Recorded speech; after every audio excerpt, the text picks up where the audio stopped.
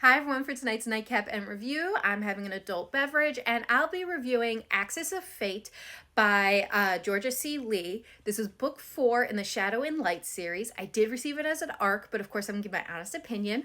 These are the tropes. And there are no content warnings listed in the book, but these are things that I found. I, of course, could have missed one or two, but that is what I found to make you aware of what you're about to read if you choose to read it.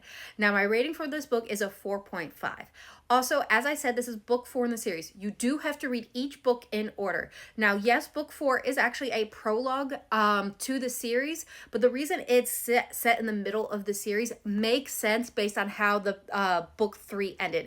It's to not give away spoilers, because if you read the prologue, you would kind of have spoilers into what happens in 1, 2, and 3. So this made perfect sense, so definitely read these in order to fully understand and enjoy the series. So, what's this book about? So this book starts 3,000 years in the past when a fate witnesses the destruction of multiple worlds, but also witnesses the birth of a new race. This fate, who saw the destruction of all these species, including her own, is afforded the ability to make changes as long as she makes a sacrifice. These changes could allow her to alter the future. But as she sees these visions, the smaller ones, come to pass, or as they call them, oracles, it starts to make her question her faith in her God who is sending her these visions, as well as the tenets by which she lives her life. With her faith shaken, it is now more than ever that she needs to rely on her friends as she balances the choices that she makes and the things she is forced to witness in order to save thousands, even if it means breaking the rules.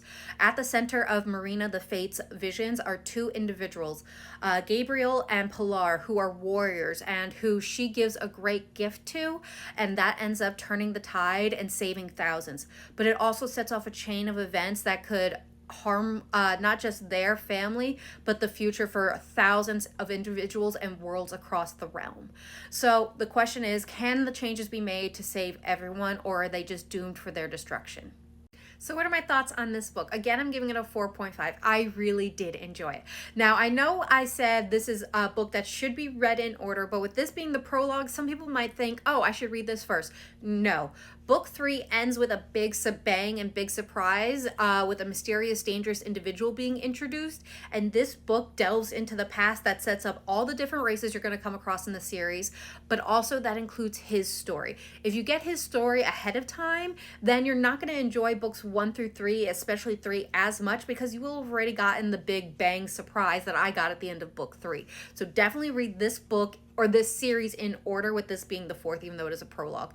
And I would consider Georgia's books to be high fantasy books. There is a lot of world building, especially with book 1 and book 4, because you're setting up a different realm in book 4 than you had in the previous books. Now, I will say, even with that, this book felt lighter than the previous books because those books are very heavy in the political intrigue, which I enjoy, but it definitely gets your heart pounding in those and can be a little overwhelming at times. So with the world building in this one, without the political intrigue, you still got all the fabulous Georgia writing, because she is just amazing at setting up worlds, but you don't also get the political intrigue that came along with it and trying to keep track of who's trying to do what, who is backstabbing who, what plot are we on right now in terms of tearing down the government. So I actually kind of enjoyed this book the most so far, just because it was allowed me to enjoy her writing a lot more and the world she was building. And I liked all the Easter eggs that I saw from, I don't know if you would call them Easter eggs, but all the little things that are nods to what I read in the previous book and things I'm thinking that she is setting up for the next book. So I guess that would be Easter eggs, at least for the future books. So I really enjoyed this book. The characters were all amazing and interesting. There's not necessarily there is romance in this book, but it is not a spicy book. And the romance is more to set up the characters and how they play in the bigger overall story as their descendants. So there is romance, but it's not heavily focused. It's definitely a subplot, but it's impactful because it does play into the overall plot of the previous books. So if this sounds like a series you want to try, which you definitely should, I totally recommend it. Books 1 through 3 are available in the KU program. Book 4 will be available July 30th. Definitely give it a download if you like high fantasy, political intrigue, you like different realms, you like wings, angels, demons, Sephiroth, like so much is going on in these books, and political intrigue to the T, and high fantasy world building, which is so well done. I can't talk about it enough. This is a great series. You definitely need to check it out. I hope everyone has a good night and happy readings.